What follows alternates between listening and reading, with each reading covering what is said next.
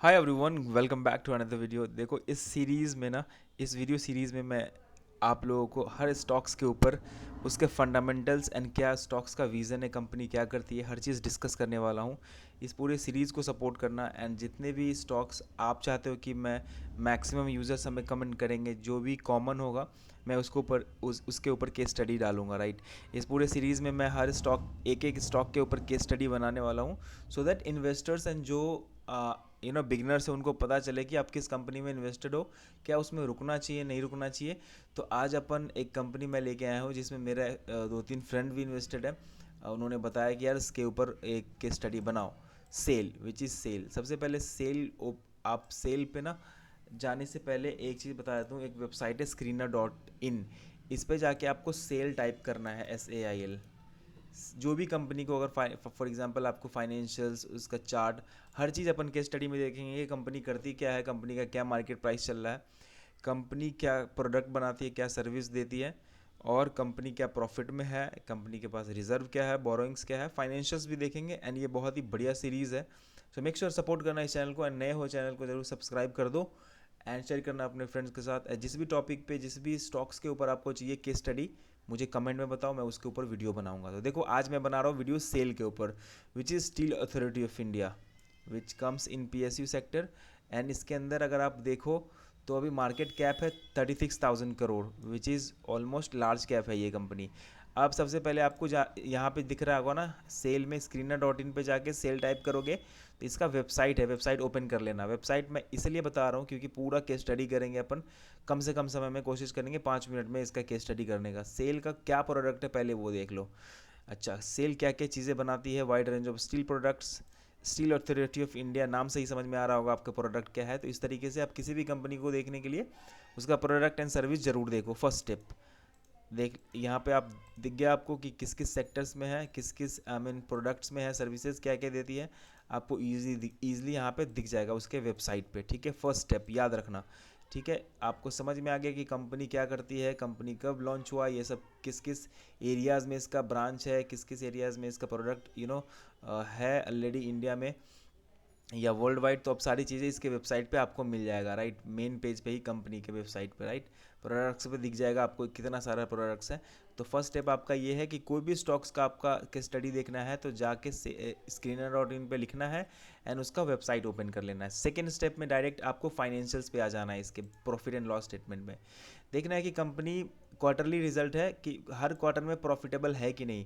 तो 2012 से अगर देखोगे यहाँ पे तो सेल्स जो है ना वो इंक्रीजिंग फॉर्मेट में होना चाहिए हर कंपनी का। जिस भी कंपनी का आप चाहते हो कि इन्वेस्टेड रहें और वो कंपनी अच्छा है कि नहीं, सबसे पहले सेल्स देखो, ये क्वार्टर रिजल्ट है, ये इंक्रीजिंग फॉर्मेट में है, ग्रीन सिग्नल।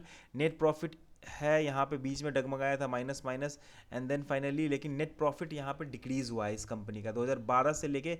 तभी अगर चार्ट पे देखोगे ना तो दिख जाएगा ये कंपनी क्यों नहीं बढ़ रहा है और अभी गिर रहा है, राइट। ये कंपनी अगर चार्ट पे देखोगे ना तो समझ में आएगा। देखो यहाँ पे नेट प्रॉफिट 2012 में था 3500 करोड़, अब वो घटते घटते बीच में माइनस में भी गया एंड फाइनली 2023 में अभी जो जो चीज़ें 10 साल 8 साल 8 साल 9 साल पहले जो प्रॉफिट था उससे भी कम है अभी 2023 में। उसके बाद आपको डायरेक्ट चले जाता है year and year profit and loss statement पे। देखो ये था year and year profit and loss statement पे चले गए आप। यहाँ पे आपको दिख गया कि ये कंपनी लॉस मेकिंग कंपनी तो नहीं है, बट इसका प्रॉफिट जो है ना, नेट प्रॉफिट, वो इंक्रीजिंग फॉर्मेट में नहीं है। प्रीवियसली 2016 17 18 में ये नेगेटिव में था, देख रहे हो। तो अगर किसी भी कंपनी में आप चाहते हो लॉन्ग टर्म में इन्वेस्टेड रहें और उसका प्राइस बढ़ेगा तो देखना नेट प्रॉफिट ना इंक्रीजिंग फॉर्मेट में होना चाहिए। अगर डिक्रीजिंग फॉर्मेट में है तो दिक्कत होगा, ओके। तो आपको ये चीज़ें समझ में आ गया कि पहले सेल्स देखना है, सेल्स भी इंक्रीजिंग फॉर्मेट में होना चाहिए एंड नेट प्रॉफिट भी इंक्रीजिंग फॉर्मेट में होना चाहिए, जो कि सेल का नहीं है। तो वो चार्ट पे आपको दिख जाएगा। कंपाउंड प्रॉफिट देखो, माइनस 85%, 10 साल में 2%, -2% का रिटर्न दिया है, 5 साल में 60। तो ये कंपनी ओवरऑल अगर आप मुझे बताओगे ना तो मैं ग्रीन सिग्नल नहीं प्रोवाइड करूँगा इस कंपनी के लिए, क्योंकि नेट प्रॉफिट नहीं है इस कंपनी में। अब अपन आते हैं बैलेंस शीट पे, ठीक है। रिजर्व देखो, कंपनी के पास 50,000 करोड़ का रिजर्व है, लेकिन कर्ज कंपनी के पास 30,000 करोड़ का है।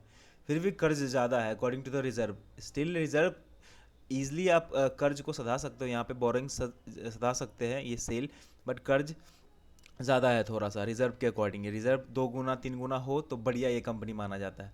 अब मैं डायरेक्ट आ जाऊँगा यहाँ पे शेयर होल्डिंग पैटर्न में F I I and D I भी इन्वेस्टेड है। एफ आई आई का देखते हैं स्टॉक स्टेक घटा है कि नहीं। 2020 में 3% था एंड बीच में बढ़ा बढ़ा बढ़ा, लेकिन वो 2023 में थोड़ा बहुत स्टेक अपना डिक्रीज़ किए हैं। जो पहले इंक्रीज़ किए थे बीच में डिक्रीज़ किए। गवर्नमेंट का स्टेक देखते हैं। गवर्नमेंट का स्टेक 13.65 था 2020 में एंड 10 घटा 2022 में भी घटा घटा घटा डिक्रीजिंग फॉर्मेट में, मतलब ऊपर नीचे हो रहा है। ये इंक्रीजिंग फॉर्मेट में F I and D I का किसी भी स्टॉक का आगे मैं बनाऊंगा अपने चैनल पे, वो अगर इंक्रीजिंग फॉर्मेट में है तो बहुत बढ़िया स्टॉक है। ठीक है, ये चीज़ दिख गया कि कंपनी ठीक है, मतलब उतना भी अच्छा नहीं है। अब इसको डायरेक्ट चार्ट पे देखेंगे तो पॉइंट याद रखना। पहला पॉइंट क्या है, प्रॉफिट एंड लॉस स्टेटमेंट में सेल्स इंक्रीजिंग फॉर्मेट में होना चाहिए। किसी भी क्वार्टर में सेल्स कम नहीं होना चाहिए। नेट प्रॉफिट भी किसी भी क्वार्टर में कम नहीं होना चाहिए, वो भी इंक्रीजिंग फॉर्मेट में होना चाहिए। ठीक है, उसके बाद बैलेंस शीट पे जाना है आपको। रिजर्व एंड बोरोइंग्स देखना है। कंपनी के पास रिजर्व एटलीस्ट बोरोइंग से 2-3-4 गुना होना चाहिए। ठीक है, तो अब इसके चार्ट पे चलेंगे डायरेक्ट। और इन्वेस्टर्स पे तो आपने देख ही लिया कि कंपनी का क्या मतलब सीन है। F I I D I decrease किया है, बीच में ऊपर नीचे हुआ है। गवर्नमेंट का भी स्टेक थोड़ा बहुत घटा है, राइट। तो यहाँ पे दिख जाएगा आपको ये इनके एनुअल रिपोर्ट वगैरह, वो भी पढ़ सकते हो कि कंपनी का क्या विज़न है। उसके बाद डायरेक्ट आपको चले जाना है उसके चार्ट पे कंपनी कैसा दिख रहा है।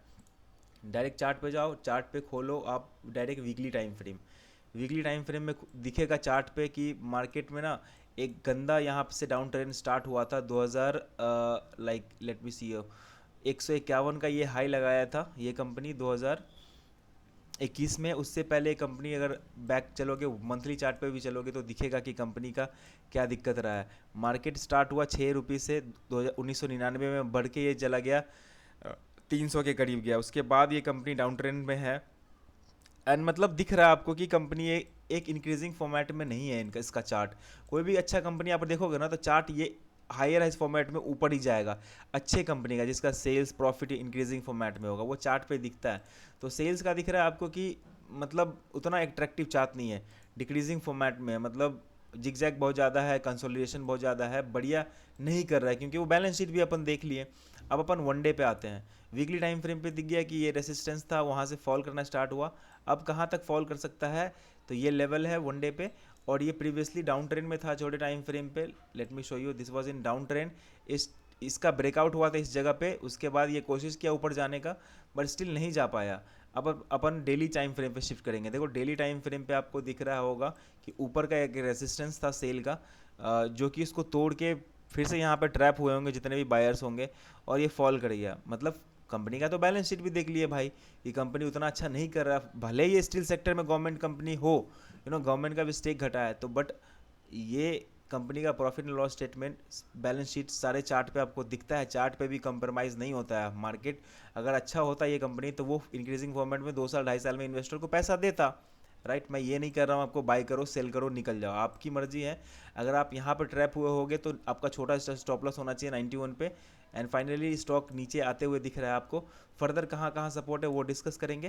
देखो फर्दर निफ्टी इस स्टॉक्स का ये एक सपोर्ट जोन है, दूसरा ये सपोर्ट जोन है एंड तीसरा ये सपोर्ट जोन है नीचे की तरफ, राइट।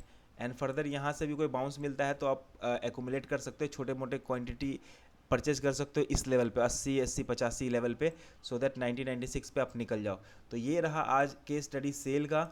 एंड किसी भी स्टॉक्स के ऊपर आपको केस स्टडी चाहिए आप मुझे कमेंट करके बताना कैसा लगा। थोड़ा बड़ा हो गया वीडियो एंड आगे मैं और भी बेहतर बनाने की कोशिश करूँगा कोई भी स्टॉक्स का केस स्टडी एंड जिसमें मैं इंटरेस्टेड हूँ वो भी बताऊँगा। ये कोई भी बाय सेल रिकमेंडेशन नहीं है, जस्ट स्टडी पर्पज़ के लिए कि आप कैसे अवेयर हो सकते हो अगर आपका पैसा लगा हुआ है तो कंपनी कैसा है, रुकना चाहिए कि नहीं रुकना चाहिए।